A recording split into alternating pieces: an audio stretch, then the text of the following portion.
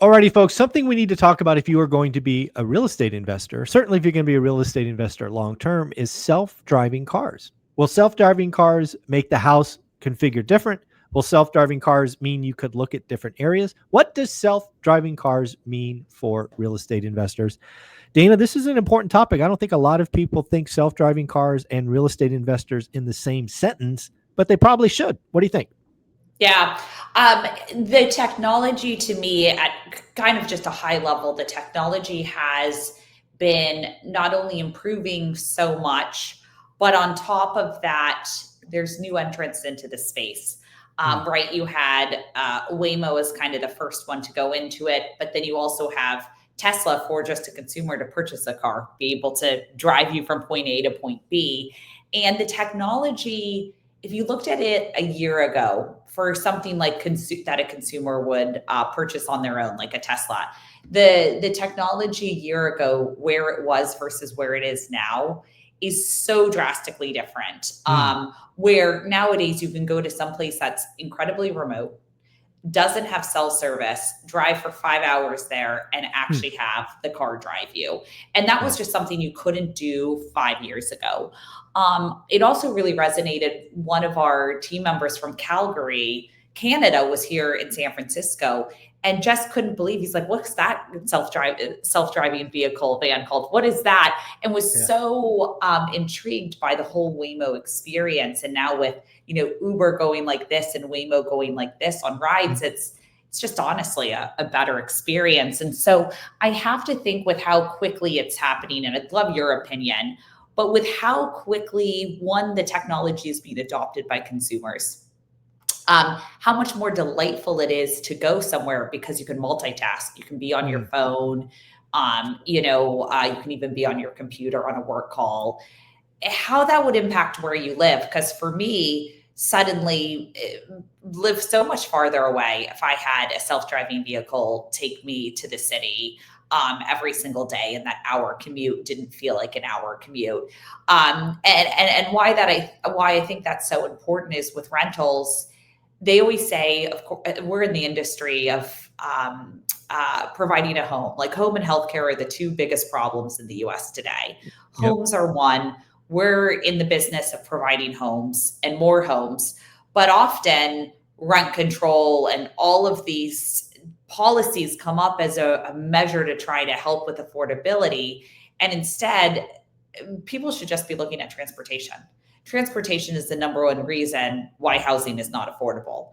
It's very hard to get into where you need to work and have the working class get there. And so for me, it makes me think differently about where I'm investing, how far outside of a city I'm investing, because in 5 years, I think that the landscape changes so drastically. Yeah, I'm sort of right there with you. My gut was 10 years. We can argue 5 to 10 years, but I think the future is relatively clear. And when I think self-driving cars and real estate investors, I kind of break it down into two chunks and pretty much along the lines of yours. But one is, let's stay inside the city, right? If you stay inside a metropolis, and it doesn't have to be San Francisco level or LA level, it could be San Jose, Oakland. It could be kind of like a mid-sized city. But when you look at the single family homes, most of them, certainly the new development, so call it the last 40 years, have garages, right? Yeah. And when you think about a decade from now, will the garage be a thing other than just storage, right? Will cars just be quote unquote on demand? And, I don't know what the numbers are today, but I would guess the average household who has a home probably has 2.5 cars, just guessing. Yeah. Right. Certainly more than one. And I think that changes, right? I don't know that the average household ever goes to 0, but they certainly go to 1.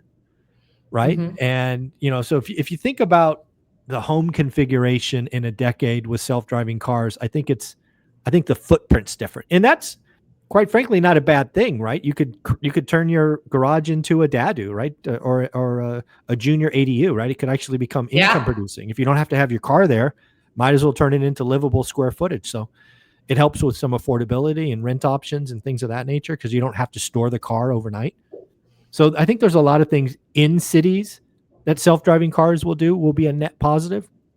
But then, I think the big one is what you pointed at, is how does this change work from home, because again, I think we've seen since the pandemic, work from home is a real thing.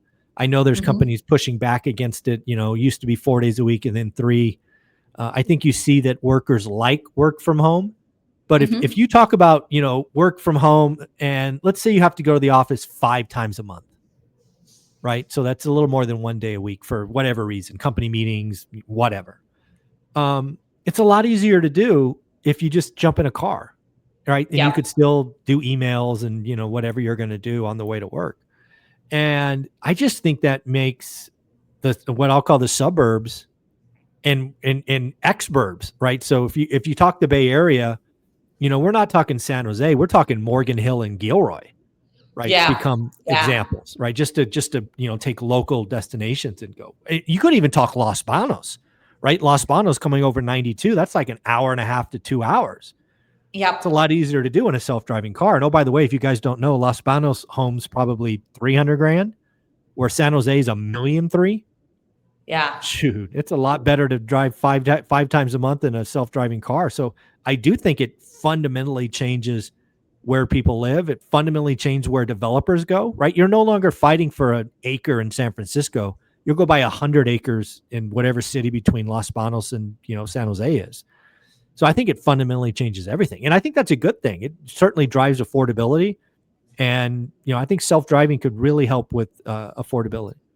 Yeah, it's interesting. You can take parking garages and then Yeah, take them down and build housing as well. The garage is such a good point because in San Francisco, you have to have your car in a garage you because have it to. gets broken into.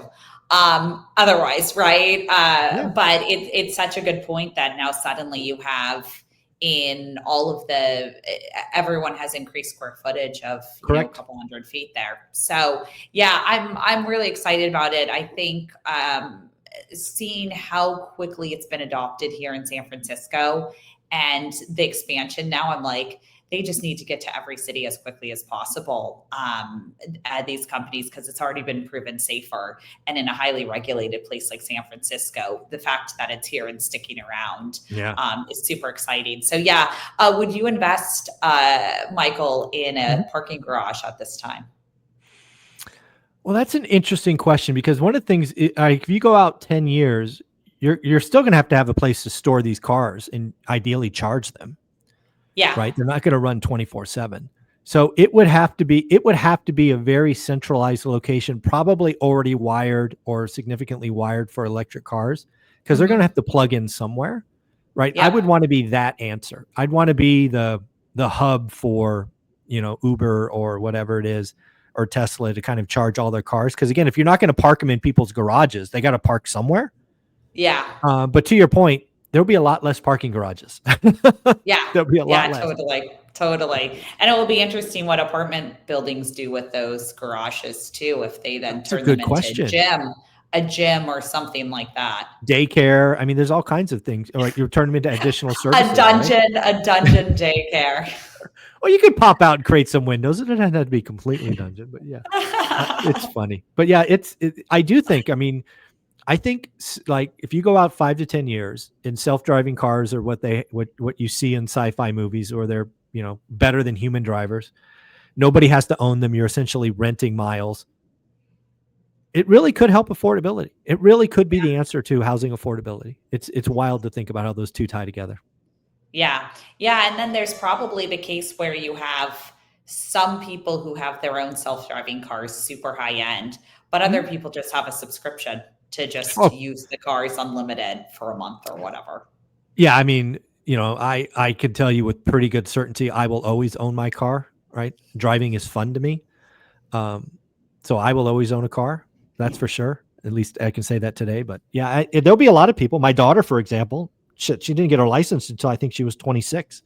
She would sign up for a service today. So Oh yeah, I think yeah, there's a lot of people. I hate having a car. I hate paying insurance on it. I hate thinking about it. I hate all of it. I'd That's just all of rather it. I just hate all of it. I'll even take a Waymo when my car is there just so I don't have to drive. Oh man. So yeah, we are definitely different on that. I'm driving every time. No, there's no question.